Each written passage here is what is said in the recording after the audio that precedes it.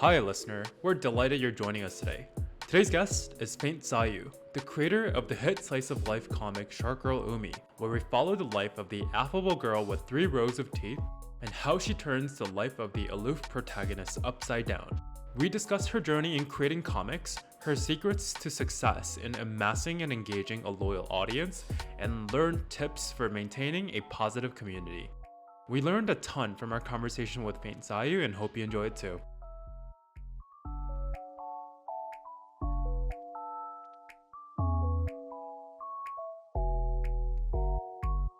Hey, Susan, how are you? Hi, doing well. Thank you. So let's dive in. Why don't you tell everyone a little bit about yourself? My name is Susan. I go by FaintSayu online, and I am the creator of Shark Girl Umi. It's a webcomic on Webtoon Canvas, and I do, other small art stuff on YouTube and Instagram. What does faint Sayu mean? I've been wondering that myself. It goes back to I was trying to make up a cool Steam name to play games. What was like your initial Steam game? What did you start The playing? initial one was made by my brother. So he Oh, was cool. Pie Man 245, and I was Pie Girl 245. I've decided I was done with that. So I was trying to make a new one. And I'm very into names, like baby names and their meanings and stuff. So I was trying to be creative. So my name, Susan, in Hebrew means lily, like the flower. And then in Japanese, Sayuri is also lily, the flower. And I was really shy back then. So I was going for like, oh, the faint smell of Sayuris. But I shortened it, right, to just Faint Sayu. And I think later on when I was making like my art Tumblr and my art channel and stuff, I couldn't come up with anything better than that. So I just stuck with it. I love it. That's such an original name. Why don't you tell us a little bit about how you got into art and comic making? Definitely anime and manga. Ever since I was little, I have been drawing for quite a while. I loved art class, it's my favorite class. Comic making, I think it just kind of goes with the territory of like, I really loved all these stories with animes. I read a lot of manga, I read a lot of comics. So I had been drawing a lot. And it's always like on the back of my little to-do list is to make a comic one day or a web comic somehow. Back then, I always said to myself, it's like, I'm never going to do it full color, because if I do it full color, I'm never going to be able to come out with chapters. But that was a lie, because Webtoon, it's all about the color and the long format. And yeah, when I saw the Webtoon called or what was it called? I don't remember what it's called, but it's a Webtoon contest that they held. And I was like, now's my chance. Now's my time. I had some characters. I got an idea that I've been doing up for a while, and I just went for it. Before we talk about your idea and how you came up with Shark Girl Umi, you mentioned you watched a lot of anime, read a lot of comics growing up. I'm curious, what were some of the ones that you think influenced you? Because obviously, I'm sure there are a ton that you loved. There may be some that you're like, okay, I feel like when I create Shark Girl Umi, the inspiration from that story is present as I make it. Yeah, curious. There's oh my gosh, a lot. So I really did read a lot and watch a lot. And I'm a huge Naruto fan. I'm a huge One Piece, Fruits Basket, but I don't know if I'd call those like Fruits Basket would probably be an influence. I actually think the reason I was influenced is because I read a lot of like romance comics that weren't quite what I wanted. Like I read a lot. Like I kept trying to search for the next Fruits Basket or search for the next Trigun, Naruto, One Piece, anything. Like you keep reading. And sometimes you feel like there's kind of like a gap of like missed potential. Like, oh, I love the idea for this one, but then they do all this drama that's so annoying, you know? So I read a lot of like particularly romance. And I was like, you know what? I'm gonna make my own. I know what I want. I'm gonna make it happen. What do you think you wanted in a story? And maybe we can use that to start to talk about Shark Girl Umi. But what were the things that you were like, I wish there's a story that did this that made you start your journey? Oh, there's plenty of little things. It's really like an accumulation of small things. One of them is drama. I don't like drama in my romance. I'm very like hands off. Don't come near me with anything. I get so stressed so easily. So I didn't like drama. I don't like mean people.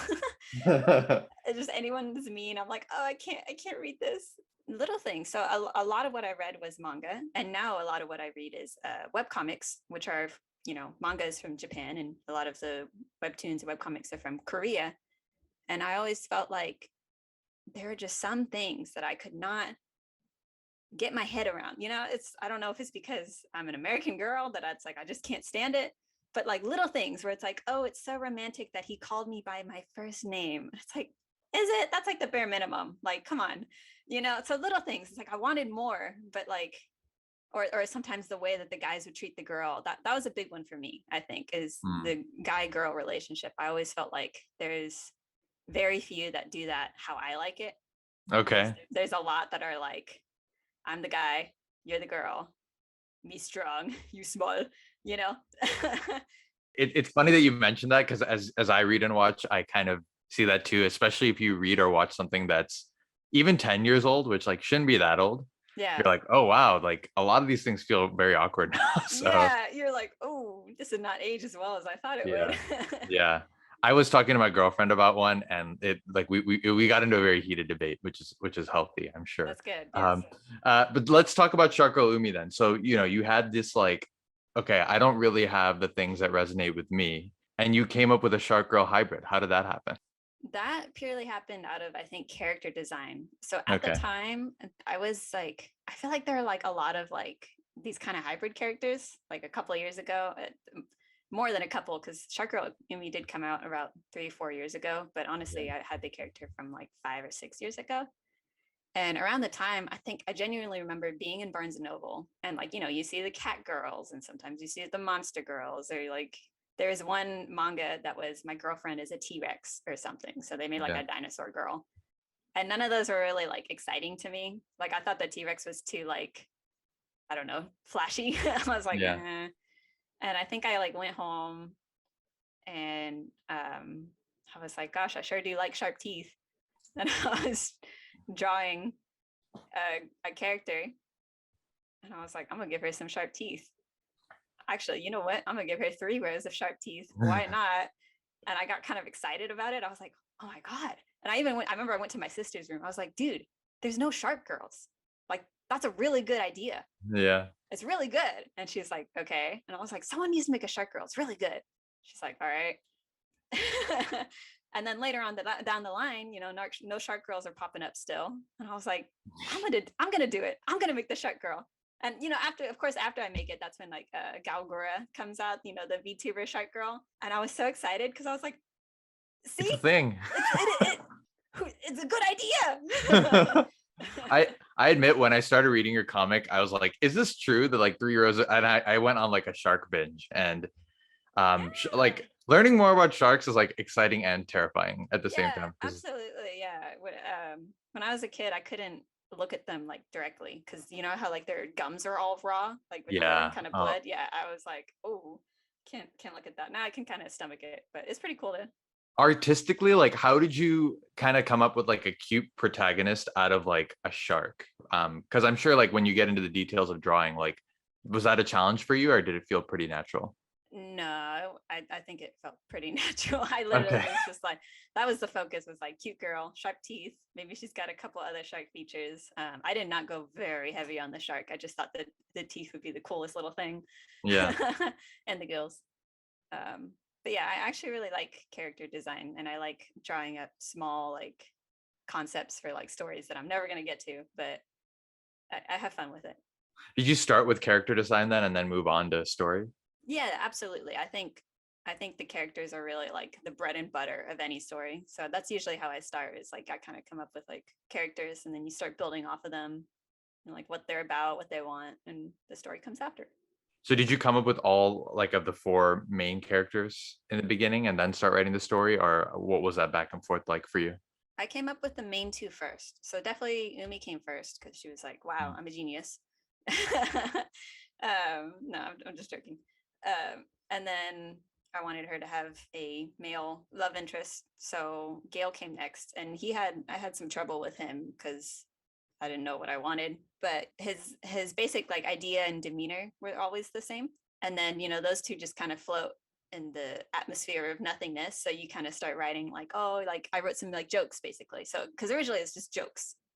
So, there'd be jokes where like he's chilling and she's eating in class, or like she's walking with her friend and she's nibbling on her friend and her friend's bleeding, Yeah. So the friends came a little bit after. They kind of came as part of the jokes. And then I don't know, slowly I just kind of got like little ideas for like, oh, you know what? kind of once along the lines of like what's missing in the romance comics that I'm reading in the Mm, romance mangas, where it's like, oh, I'd like to see this. So you kind of start building it until you do kind of get like a story. And it is a slice of life, so it's not like extremely plot heavy, but there's a couple like little plot points. yeah. Was that something you knew that you were going to focus on the more slice of life nature of it? And like kind of have you walk through the broader story, or how did you come up with your own pacing, I guess? The pacing is really like, I think if you notice at the beginning, I genuinely don't know what I'm doing. Like I'm just doing my best. So the pacing is very like, I made a checklist. I was like, this is going to happen. And I slowly just kind of going down the checklist, kind of rearranging a couple of things when I felt like, oh, you know what, this would be a great time to have that mall episode that I've been wanting to have, you know? Um, but yeah, I guess slice of life is kind of nice. Um, because it does give you some freedom to not be like super rigid with the pacing or with the plot. You could kind of have these sort of side episodes where like not necessarily anything happens, but like you still get some kind of development. But I definitely thought at first it would be more like just plain comedy. So I think it's actually very nice. And some of my favorite episodes are the ones where like it's a little bit more of a serious tone and people get like a little like heated, Yeah. about what's happening. I get really excited about that. I'm like, oh my gosh, yes. And in the future, I'd kind of want to do more comics that do have more like serious Mm. motifs and tones and whatnot. You publish once every month, roughly. It's like every few weeks, every month. It ranges. Yeah. I think the interesting thing is, there aren't that many comics that publish once a month that are so successful, but you've built something that your audience like loves. You have over 140,000 subscribers. Like you said, you see the passion, whether it's your Discord community or in the comments. So what, and you come out with like very fully developed long chapters as well. So like in terms of like release schedule, how did you think through that? Why were you like, you know what? I'm going to take my time, but when I post, it's going to be like this big thing. How did you Yeah. come up with your So timing? the goal originally is not actually to take a month. Yeah. It's actually, I do feel bad. However, it's a pros and cons. So ideally, yes, I want to be that awesome comic creator that's just like, I'm a god. I can write, sketch, color, line art, chapter, the whole thing in a week. And I can, Yeah. I think if I'm just doing just like the production, like Yeah. just the creating of it. But I think because I like to take so many breaks, I like to hang out with my family. I like to make sure that I'm not missing out time with my friends. I'm also very much of a perfectionist. So like I'll write a chapter, I'll do like 3 rough drafts. So like I'll write it and I'm like, write it again, write it a third time. I'll show it to my sister. She's like my editor. Um, and like really make sure that like I'm getting across the points that I want to make and I'm doing it like right. And even with jokes, like I'll take a while with writing jokes because I want them to be funny. Yeah. um, and then I could technically chop up my chapters and post 2 or 3 times a month with one chapter with how Mm. long they are. But personally, as a reader, I get a little like antsy when I don't get enough content in one update. Yeah. Interesting. Plus, like the pacing of how I do my chapters, I really like for people to read it in that one go. So it's like it's a con because I probably miss out on some revenue by not posting as much, and I don't get to really fulfill my readers as much as I would, and the story does move slower. But I also think that because I allow myself time to breathe and I allow myself time to really develop the ideas and really do it how I want to, like I'm lucky enough to not have deadlines. So I get it. When I make the chapter, I'm happy. I'm satisfied. I don't have the urge to redraw it. I don't have the like, I should have done this. And I think that's also why people are so nice and are like, it's okay. Like, take your time. Like, we like what you're doing, so it's okay. Like, we forgive you. Yeah. Like what you're doing is a bit of an understatement. So in your process, what do you think is like the most time consuming for you? I mean, I don't think there's anything about a comic that's like easy, so I'll skip that part. But like, what's the most consuming? Yeah, absolutely. For me, it's the writing. Got it. I think anything from, and by writing, I mean like the dialogue between the characters and also like the sketch that I do, the panel layout and the flow. I consider all that the writing, because that's like when I do like the sketching phase and I decide like who says what when and like where they are and like what my establishing shot is. And I'm like, I want to make sure that like you can read it and you don't have to like scroll back up to be like, wait, what? You know? That takes me a really long time. I don't know if other comic creators have this problem where I sit there and I'll sketch like 2 panels and I'm like, Yeah. I'm so Are you like, just are you literally screaming at your desk? Like, does that happen? I'm Okay. constantly screaming at my These are desk. audible screams at your desk. This is like something it's a cycle for me where I'll finish a chapter. I'm like, time to write the next chapter. I got the rough drafts. Let's do this. Let's get this on the computer. Let's make it happen. And then I go through a cycle of like overthinking where I'm like, oh, gosh, I just read this chapter of this other manga recently, and they did this really awesome thing of how they conveyed like the characters' feelings. And I just feel like it's not happening for mine. It's like I need it to be deeper. And then I'm like, oh, how do I convey this? Like, it's driving me nuts. And I take a walk with my sister every day because we have a dog. Gotta walk your dog. Yeah. And she's literally like, can you just do it? Like, she's always like, you're overthinking it. Like, just do it. It's fine. And usually by the time I do it, it is fine. So that's good. I've been lucky so far. So you mentioned you work with your sister very closely. I believe she's a comic creator too. Yes. Yeah. I have 2 sisters. Shout out to my older one. She's awesome, but she's very smart. And she feels a little left out sometimes. But yeah, my younger sister, we're 2 years apart, so we're super close in age. And she's right there along with me of watching Naruto and all those old school animes and yeah, she did a contest with me, a different contest, like 2 years later. It was the short story contest, and she wanted to participate, and she was like, hey, like, will you do it with me? And I was like, yeah, sure. And we did do the short story. We did do the 5 chapters. It's up on her Patreon. But she felt like she's not a fan of short stories to start with. Like, she felt like there was still more to say. Yeah. So she's like, you know what? We're going to scrap the last 2 chapters and I'm going to continue. And I was like, go for it.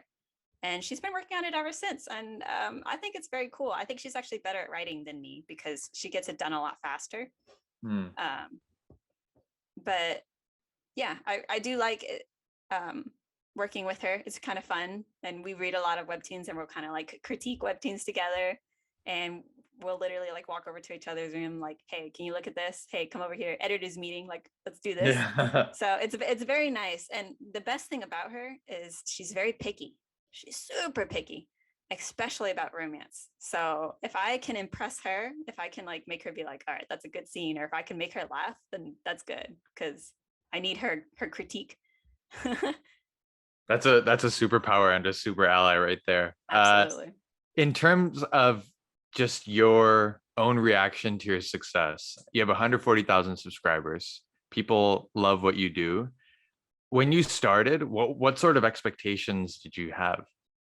My expectations were, well, I did start for the contest, and the category entered, I think it was comedy, unless it was comedy / slice of life, but I'm pretty sure it's comedy. So my expectations were, honestly, I wanted to make something that I would like, that I would read, that I would enjoy. Would be cool if I won the contest. Probably won't, but that would be cool. So yeah, the goal was to make a romance that I would like, and then to improve my art. Because at the time, I felt like I had been drawing, but not as much as I'd wanted to. And I was like, comic art is so much like repetitive drawing, just drawing over and over every day. I'm going to do it. I've seen comic artists like improve significantly, and I want to be one of those people. So those are my expectations, really, was to make a comic I liked and improve my drawing. And yeah, I never expected to get 140,000 subscribers. That's insane. And I'm very thankful. And I'm also very thankful that there are so many people like me that like, it's like, this is great. Like, y'all get it. You do a lot outside of Webtoon as well. You've done a bunch of different things to both engage your fans and like provide additional things, whether it's, Etsy or your Patreon. But I'd love to start with social media. Like, What's your approach to what you've tried there? My social media, I I like it and I don't like it. Mhm. I like to be on there and to promote and to like show off my art. But ever since starting comics, I've been much more quiet on there just because I don't like showing previews. Hmm. I'm very picky about showing previews. I'm very like, I want you to read it as it comes. I don't even watch, you know how animes at the end of the anime, it Oh has like yeah. the next episode? I don't Yeah. watch those. I turn those off immediately. I love being surprised and I love like reading something I wasn't expecting.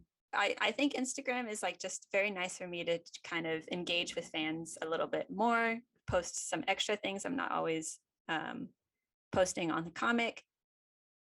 Um, I've never really focused too hard on like growing that Instagram base. I think if I could, if I wanted to, like really stick to it and post a lot, but like it's never quite been my focus. You have a few YouTube videos as well that you share your process. So what prompted you to start that? I like my YouTube. It's very small right now and I barely post, but I have a lot to say. I have so much to say that I don't always know how to like cleanly present that information in a video format. Like I get very sidetracked a lot. Um, and I just really like I really learned a lot making my comic and I wanted to kind of help people also write their comic. Um, I even wanted to do like manga reviews and like talk about like, oh, like see here, this is like a missed opportunity, or look at how well they convey this and everything. But then I felt like, I don't know, maybe that'd be me like too nitpicky because I don't want to Mm. bring any sort of like negative feelings to anything, Yeah. you know? But yeah, I really do like making YouTube videos. I just always forget to do it. And the real goal there was to send people over to my comic because I like watching art YouTubers. And whenever they're like, hey, go check out my Gumroad, or hey, I have a comic, I found some webtoon artists through their comic videos. And I always think it's interesting. And yeah, so the goal there is really education and promotion. And you launched a Discord recently, which is a whole nother way to Yes. engage with fans. How Mhm. how has that been? It's only a couple of weeks old. What are your thoughts so far? It's been exciting. It's crazy. I'm so surprised how many people hopped in there. I think it's just great that everyone just wants to come in and start chattering. It's like, wow. Um, yeah, I'm hoping to like really like I don't want to keep them confined to Shark Girl Umi, but I'm hoping to like scratch their itch about it, you know, like Mm. provide them with some form of like, oh, like Shark Girl Umi stuff, or like let's make some memes. I'm hoping to maybe do some like live streams on there. I'm just excited to like talk to my fans, and I'm very excited about the comic caption contest because I think I have some very funny fans. I'm always like laughing at their little comments and stuff. So It's cool because there's a lot of funny fans and there's a lot of panels that as I read, I'm like, oh my, like just the reactions that you get out of the characters are great too. yeah, it's It's good. unreal. What's your favorite part about engaging with your fans? And the reason I ask is, sometimes you go and like social media can be like a really bad place. Like people can get very negative very quickly. And Yes. I don't know what to say about your community other than it seems like it's very positive and everyone loves what they're a part of. Yeah. So I'm curious, like what's that been like, and what do you look for when you engage with your fans? Yeah, I don't know how that happened. I think there's some amazing people. I mean, a big shout out to Webtoons for having such like a nice community. I think somehow the way my comic is, it's very like positive messages, and it's very like one of my main themes of my comic is like just be yourself. Like it's okay to be yourself. It's okay to be different as long as it's yourself. And I just think something about that has attracted some very nice people. Um, no one has really been mean at all. And on my Instagram, everyone is so nice, and I'm just like constantly smiling. Yeah, I think it kind of comes back to like, I just like, I don't like anything mean. I don't like anything negative. I don't want to bring any of that into a world that is already very negative and very harsh. And that's anywhere I am. Like if it's on YouTube, Instagram, Webtoon, anywhere. Like I only want to like bring a fantasy environment that's like, yay, like let's be friends, let's be happy. Like it's okay. Everyone stay hydrated, deep breaths. We're okay. I think hydration is a theme of your comic too, which is it's a good message for Yeah, everyone. it is good. Everyone should definitely be drinking water. Important. In terms of making money off of your webtoon, we've spoken to a lot of creators. Obviously, we know how difficult it is. We've heard how difficult it is. But there's a few things that you've done that's worked. Why don't you walk us through how you've thought about, okay, well, like I made Shark Girl Umi, it's starting to become pretty successful. Like, is there a way I can make a little bit of money to support what I want to do here? Yes. So Patreon has been a big help for sure. And even though I offer very small rewards, I have very like low tiers, just because since I have so many subscribers, if anyone donates anything, it's a huge, huge help, you know? And, I try to kind of work with my Patreon a little bit. My Etsy store has actually done pretty well as well. I think people, if they want to support you through money, it's always nice to kind of receive something back, Yeah. physical, So I've been meaning to add more to my Etsy store, but from what I have a lot of people ordering, and I have fan art of animes and mangas that are kind of similar to what I already do, similar demographic. So that helps. Those two are probably my main ones. The ad revenue as well, just the sheer number of people, does help. It is definitely hard to make money, and I definitely think in the future I want to have like a print version of Shark Girl Umi, because it's like that's probably like the real product. But originally, yes, I make as much of my comic free and available online as possible because I want people to read it, regardless of if they have enough money to financially support or not. Like I just want people to be able to enjoy something. But yes, I think pretty much it's the hustle. You kind of got to decide with things. You may not like it, but sometimes you got to do a little baby portrait or you got to do a dog photo. And yeah, it's been nice. So, like you mentioned, your Patreon tiers are like fairly simple. It's like very easy for someone to come in and understand what they're going to get. What Yes, made you arrive at that? Because there's a bunch of different things that you could have done. Obviously, you're balancing between time on your Patreon and Etsy, and you like there's a lot of different things that you're juggling. So, how absolutely. did you arrive at like, okay, here's what I'm going to give people? And like you said, I mean, there are people who are being very supportive there, which is amazing. Absolutely, yes. So as much as I love my Patreons and they're awesome, I have seen like a lot of people kind of fall into like a Patreon trap where Mm, they offer too many tiers and too many rewards. So the original thing that they're making, for example, a comic, starts to get updated less and less because too much of their time is put towards making sure that everyone gets their stickers and making sure that everyone gets their signed postcard once a month, which is quite a bit, if you're already trying to yeah. make a comic. And they're putting in so much work, and hopefully, the money is good for them. But my focus has always been the comic, so I didn't want to like overwhelm myself and Yeah. and take away from the comic. So even though it doesn't seem like I give that many rewards, my biggest reward would be making quality comic. That's like, if you paid me to make comic, I'm going to make you a comic. But yeah, so the $1 tier, it's really just for anyone who likes the comic, and I want them to be able to see all the comic. Like I have the little mini comics on my Patreon. They're called Shark Girl Umi Bites, and yeah. They are small, but if you just pay $1, you can see all of them and you can admire them. And it's very small amount, but it's because once again, like I don't want to keep any content behind a paywall, like Yeah. if possible. And if you do the $5 tier, I put your little name on the comic. I'm still working on some way to like make that more amazing, but it's just I just really, really want to show like appreciation, because like at the end of the day, they really are funding the comic. But yeah, that's pretty much how I came up with this.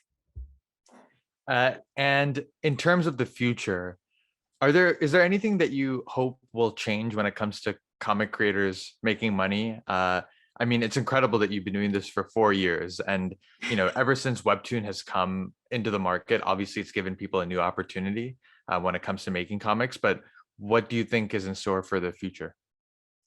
Absolutely. I'm kind of hoping in the future, As of right now, I love webtoons, and I do feel like their ad revenue program does help a lot, and that kind of depends on your page views and how many people are like reading per month. And I do kind of wish one thing that might change is because the way it's set up, it encourages very small updates and very frequent updates. So even if you only draw 1 to 4 panels, but you're uploading like every other day or one or like 2 or 3 times a week, which is a lot to ask for, Yeah. you really do get the most out of that ad revenue program. And I think it's like perfectly fine, but I just wish there was a way that it's like, even if you updated once every 2 weeks or 3 weeks or once every month, depending on like the how large it is, you would also kind of get paid a little bit more. Hmm.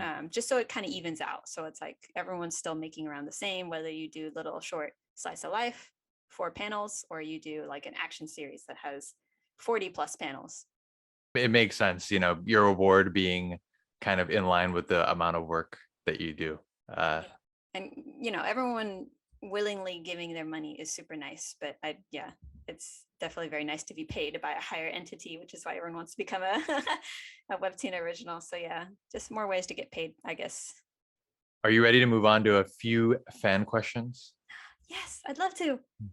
How did you choose the name for your characters? And this comes from Pastel Rat. Oh, well, Pastel Rat. Once again, I'm super into names. I'm super into their meanings. I'm very into character design. So whenever I'm coming up with characters, I'm a little on the nose, just for fun. So Umi is Japanese for ocean or sea. I always just thought a little short. I love little short names, like just like like one or two symbols. That's my favorite. Did I say symbols? I meant syllables. Yeah, so Umi was pretty easy. Gale is like I wanted something to match the ocean, so I went for Gale. But he's also of I don't know. I thought it'd be funny if his full name was Galileo, even though no one's ever going to use it. But like little things like that, I feel like it adds just a little bit of extra depth to the character. Like fun fact: this full person is their full name is this. Vivian is supposed to be very elegant and kind of high class, so I chose a name that I felt like fits that. Nathan is kind of supposed to be like a Chinese American, and I had a lot of those kind of friends growing up, so I was trying to choose something that was like kind of more American, simple names, I guess. Did you know any Nathans that were Chinese Americans? No, I didn't, but his last name is an old friend of mine. Next question comes from Rukus45, which is what drawing are you most proud of in the Shark Girl Umi series? So I thought about that one, and I don't know if I'd say it's in the series. It's actually a poster I made, the one with Umi under the water with the sharks. I think on one of my chapters, I put it at the end of the chapter, and I'm really proud of that one. I thought it came out super nice. But as far as in the actual comic, I'm usually pretty proud of the ones that convey like emotion, like without any text bubbles, even if it's not like the most best technically drawn. If it gets the point across, I'm usually pretty happy. And then final question from Jucario. Do you think that Umi Shark Family will make an appearance soon? I'm hoping soon. Yes, I'm working on it. I have like they're not really written out, but I have the outline for the next few chapters, and just you wait, you're gonna see some sharky friends and family. It's gonna be great. Oh, we are so excited for that. I'm excited. In terms of your future, I think you've said before in Q&As, like you have a general sense of what you want to do with this story. How are you thinking about your future and what you want to do? Pretty tough because there's like an art feature that's like career, and then there's like a life feature. I recently got engaged to my longtime boyfriend. Oh, congrats. Dating for 8 years, and so that's like okay. There's a lot of stuff I want to do there, so I should probably start making some money on the career side. But truthfully, I want to be very like open. I want to do what I want, and that's very hard for artists to like create the stories they want, draw the fan art they want, but that's still the goal, is to kind of make comics but also create stories. I want to make a video game one day. We'll see. I'm going to do my best, but don't let your dreams be dreams, as they say. And do you have any future series planned? I do, actually. Yes. I have a couple. Right now, I'm working on one called Pajama Party. I'm working Okay. on the character designs, and I'm about to start sketching out some of the story. That one I'm working on with my sister for the call to action contest. So that's exciting. And then I have another one that's just a full-on comedy series that I'm starting to get into. Like I'm like, oh, I got some good ideas for this one. But I'm gonna wait until Shark Girl Umi is finished before I start touching that one. But yeah, I got a couple things. Perfect. We have things that we can look forward to beyond Shark Girl Umi as well. Absolutely. And in terms of advice, what advice would you give a young comic creator? I think if you're young and you want to make comics, you should just do it.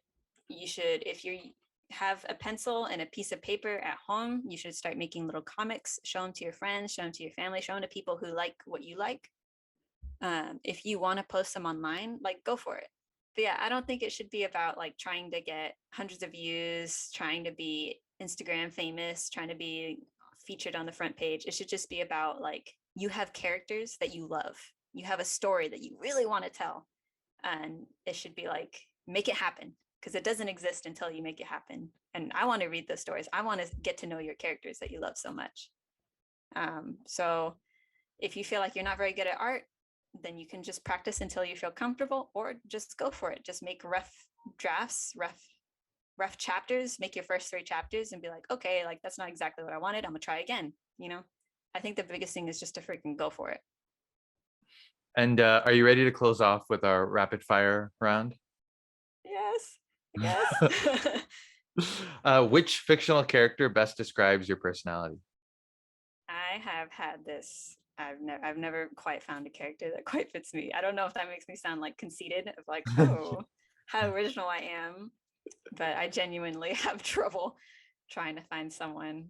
Are there a few components that you would draw upon, or a few people you're like? I can say I would like to be like Toru Honda from Fruits Basket. I would like to one day be her in her entirety. I'd like to become her.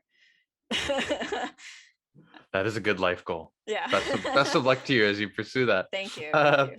Which 3 webtoons or comics would you take with you on a desert island? Oh gosh, I would absolutely take Ice Shield 21. I love that. I cradle it in my arms gently. Maybe. Oh gosh, maybe Fruits Basket as well. I know I've already mentioned that a couple times, but I do love that one. As far as webtoons, oh, I really like one called My Life as in an internet novel, I think is the English name. I really like that one. Super good. If you could pick any artist to have dinner with, who would it be? Any artist to have dinner with? Yeah, artist or creator. I think the Cursed Princess Club creator, whoever they are, I love their work. I love their messages. I love their jokes. I'm always laughing at what they're writing, and I'd like to sit with them and hopefully have a laugh or two. What's your favorite scene from any comic or webtoon? Oh no. How could you ask that? Oh my gosh. Or one that pops in your mind? Because these are all very unfair questions, but that's the nature of rapid fire round. There's so many, but I like when they make me like not just think, but just like shocked that they like were able to convey like a very nuanced situation or a very nuanced feeling. One that I read right now is called Skip and Loafer. Recently got an English translation, and they're constantly like, it's just a very simple slice of life romance, but I'm always shocked that they can like really, like they have like an argument and it's like spot on. It's like, oh my gosh, like I want to write something like that. Like that's so like specific. I love it. What was that called? Skip and Loafer, you said? Skip and Loafer. And then also that My Life as an Internet Novel, the one I mentioned earlier, there's one scene in there that is like, I literally go back and reread it. Like I get chills from it. And it's kind of isekai, but it's like very well thought out. Like they thought about it. I don't remember if it's like chapter 10 or 12, but I would say one of those. It's very good. I don't want to say anything, so you have to go read it by yourself. And then if you could have dinner with a fictional character, who would it be? Dinner with a fictional character? I want to eat dinner with my favorite character ever, Shark Girl Umi.